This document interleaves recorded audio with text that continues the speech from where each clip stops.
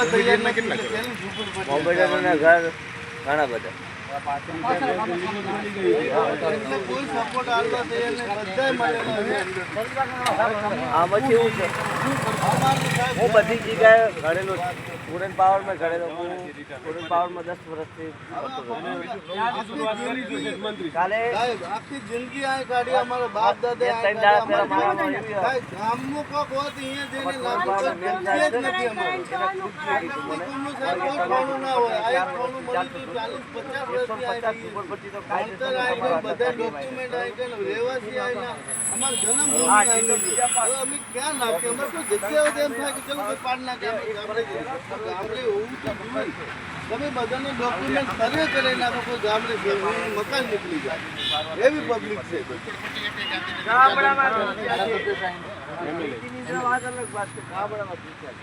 એના કઈ રિસ્પોન્સ આપ્યો આપતી જ નથી, મળવા તૈયાર નથી. અમારા આઈકન પેથાપુરી અહીંયા તો ધારાસભ્ય છે આની પૈ કરીને કોઈ એ નથી. એ અમને છેલ્લે સુધી સાથી ઉપર હાથ રાખો, તમે ચિંતા ના કરો. કઈ નહીં થવાનું. તમારે નોટિસ આવી ભલે આવી, જેવું બુલડોઝર આવશે હું આજે આ વોટ નંબર 2 મારામાં આવે છે, મારી સરકારમાં તમારે કશું નહીં થવાતું.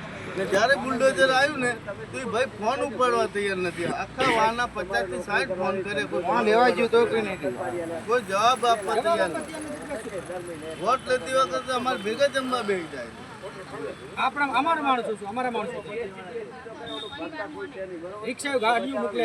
આપણે એને અડધી રાતે હેલ્પ કરી, જેટલી મિટિંગ હતી સાહેબ, અહીંથી 10-10 ટેમ્પા ભરાઈએ, 2-2 આઈસર ભરાઈએ, પોતાના સાયકલ હોય કે બાઇક હોય લઈને એના ભેગા રેલીમાં નીકળી પડીએ કે ભલે ચલો ભાઈ આપણો માણસ છે, આપણે કામ આવશે. એવા તાકડે અમને છોડીને જતો તમે જે રીતે આયા બરોબર છે, તમને કોઈ કઈ કીધું તો પછી એમને કોઈ જેટલા બી આવે સાહેબ, આપણે એમને સન્માનથી જ વાત કરીએ. જે બી આવે ને અમારે સન્માન આપવાનું. જોવા તો આવવું પડે ને એમ અમે સાહેબ અમારા જે જૂના ડોક્યુમેન્ટ રજૂ કરે એ બતાવીએ.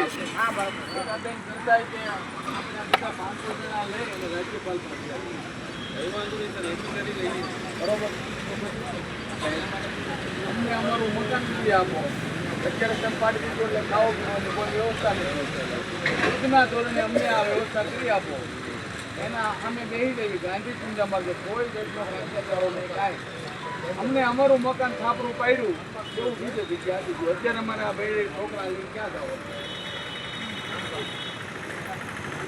સિવાય તમારું કઈ પ્લાનિંગ હોય તો લડાઈ લાંબી છે પણ લડતો તો મારી આવો ના હોય. એક દાખલો અમદાવાદની અંદર બન્યો ત્યારે એની અંદર મેજોરિટી અમારી સમાજ માલધારી હતા. એ લોકો લડત લડ્યા એટલે એને મકાનની જગ્યા આપી. પછી એક બીજી બનાવ બન્યો, ઠાકોર સમાજ નો લડ્યા, એના છાપરા 160 પાડી દીધા, એને નો આપ્યા. તમે લડશો તો એને સાંભળવું પડે. લડવું તો પડશે ને. તમે જાય તો ત્યાં હાલો, તમે તો 40 વર્ષથી અમે રહેવું છે તો ભાઈ 40 વર્ષથી રહેતા હોય ત્યાં તમે અમને બીજે જગ્યા આપી દો, મકાન આપી દો. તો 4 વાગે રાતે આવીને પાડી દેવાનું.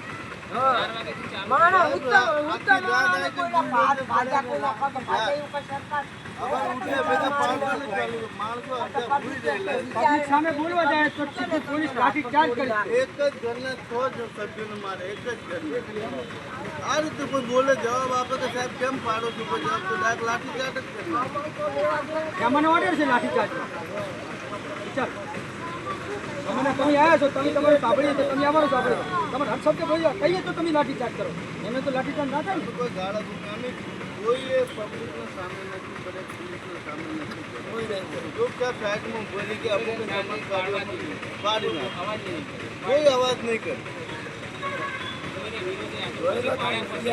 પછી અમે વિરોધ કર્યો કે આટલો ત્રાસ છે, હવે આ તો થોડોક વાર તો અમારે રહેવા દો. કોઈ મકાન સાહેબ ભાડે આપવા તૈયાર નથી. જાય તો ક્યાં? 50 કે 60 ભાડે આપે. હવે 4000 છાપરા ક્યાં કઈ જગ્યાએ વસાવટ કરે? કોણ ભાડે આપવાનું છે? કેટલા મકાન હોય?